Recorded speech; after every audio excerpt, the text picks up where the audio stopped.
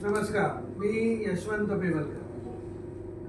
जे नाव गेले 4-5 महिने कदाचित माझ्या कल्पनेप्रमाणे ऑक्टोबर 24 पासून हे नाव पेपरला यायला सुरुवात झाली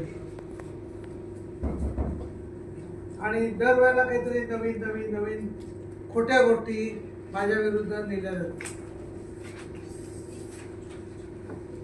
आता ज्या वेळेला मला पहिल्यांदा कळलं त्यावेळेला मी परदेशात होतो.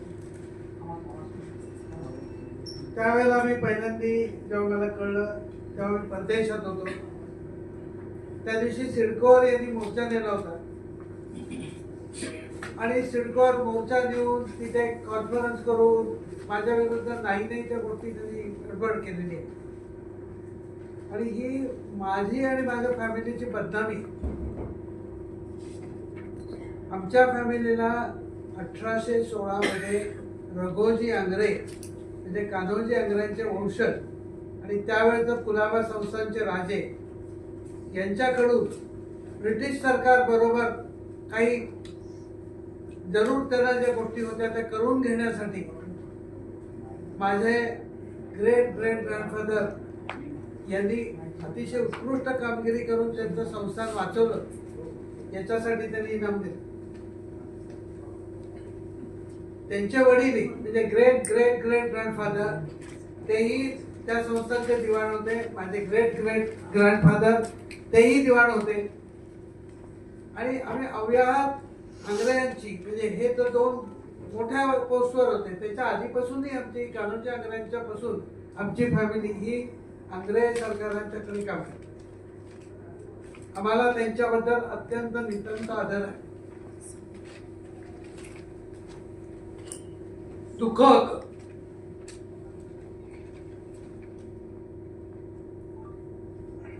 की आम्हाला म्हणतात ब्रिटिश सरकारची लाचारी केली नाही, कधीच नाही.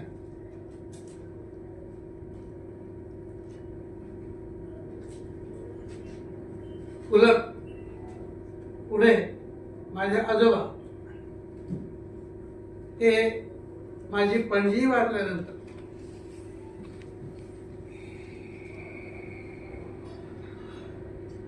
त्यांचा इनाम त्यांनी रद्द केलं ब्रिटिश सरकार. कारण का आम्ही आंग्र्यांच्या बरोबर काम करत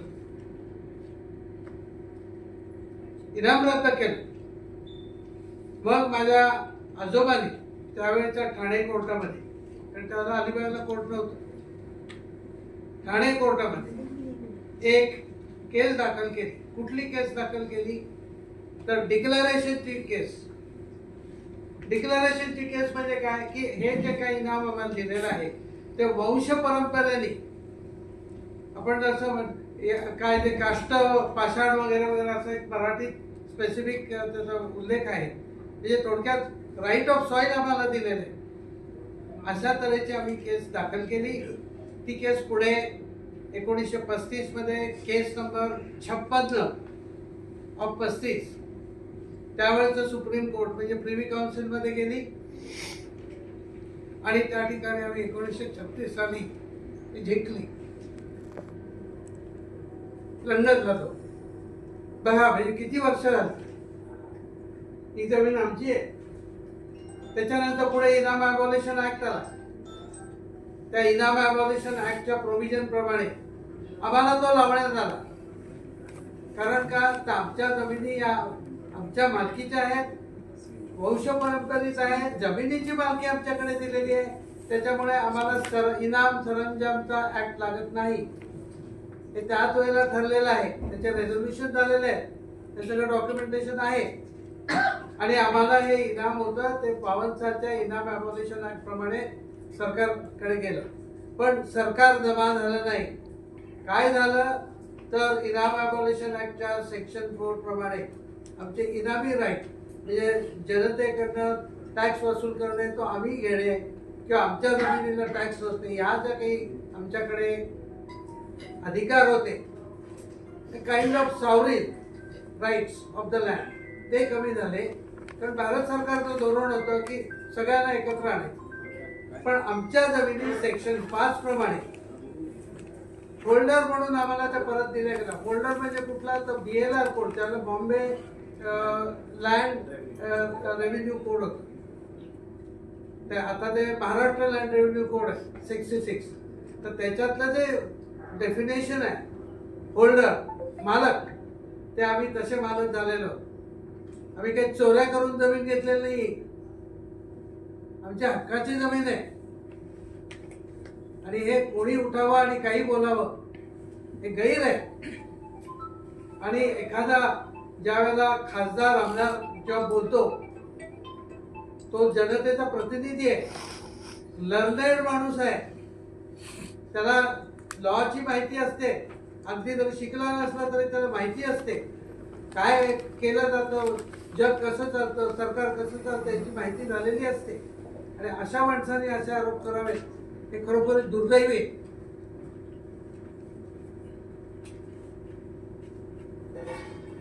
रोहित पवारांना मी ओळखत नाही, शरद पवारांची माझी ओळख आहे.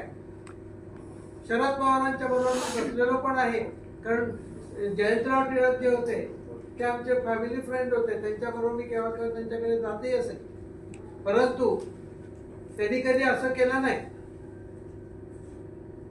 रोहित पवार का बोलतोय मला हे समजत नाही. त्यांनी आजोबांना तरी विचारायला पाहिजे होतं की हे बेवलकर कोण आहेत, तुम्हाला माहिती आहेत का. आमची फॅमिली काही लुंगी सुंगी नाहीये. पूर्वीच्या काळी कलेक्टर रायगडचा ब्रिटिश कलेक्टर कुलाबा होता, त्याला जर अपॉइंटमेंट हवी असेल तर आमची अपॉइंटमेंट घेऊन माझ्या पणजीला भेटायला यायला लागेल, अशी ती प्रोटोकॉल होती त्यावेळेची. गव्हर्नरची पार्टी व्हायची त्याला आम्हाला बोलवलं जायचं, कारण त्यावेळेस तर ब्रिटिशांनी प्रोटोकॉल ठेवलेला. आज सुद्धा माझी आई जेव्हा कलेक्टर ऑफिसमध्ये जायची तर आधाराने सगळे उभे राहायचे. ते थोडीशी चिल्लर सारखं बोला.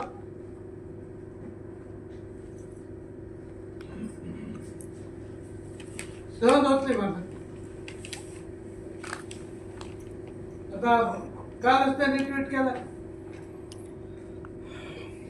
की मी पळून जाईल. कशाला पळून जाईल? कोणाची चोरलेली जमीन नाहीये.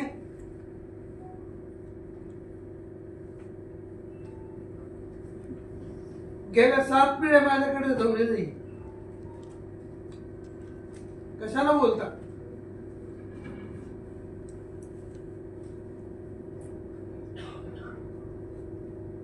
आणि अटक करावी. आता बसलोय तर या मला अटक करायला, आणि कुठल्या ग्राउंडवर तुम्ही मला अटक करणार?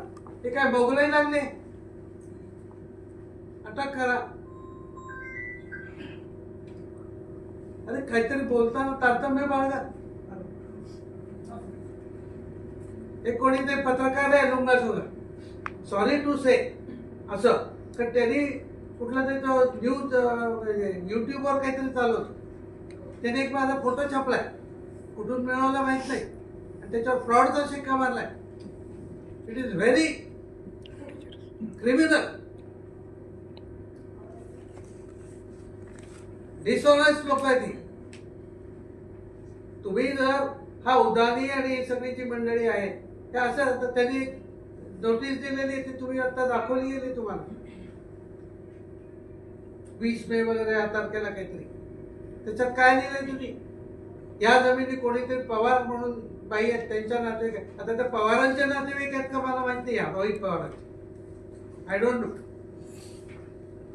परंतु त्या पवारांची कुठेतरी आग्र्याची आहे. एकदा आग्रह सरकारांनी दिल्यानंतर त्याला सगळं फुल राईट होते. त्यांनी एकदा मला इनाम दिल्यानंतर त्यांच्या नातेवाईकांचा जमिनीशी संबंध राहत नाही हे त्या फॅमिलीचा आणि इव्हन त्यांच्या डिसेंडंटचा आदर ठेवून मी सांगतोय. दुसरी गोष्ट अशी आहे की आग्र्यांचे जे खरे वारस आहेत जे अलिबागमध्ये बसलेले आहेत ज्यांच्याकडे आम्ही जाऊन येतो, आम्ही त्यांना नमस्कार करतो, ते काही बोलत नाहीत, ते का नाही बोलत नाही त्याला माहिती आहे. किंवा हे जे कोण आले पवार कोण जे आहेत ते आणखी कोणी ते कुसुम जाधव पण त्यांच्या जोडीला होत्या, मला माहिती आहे, त्या वारल्या असं कळतं मला.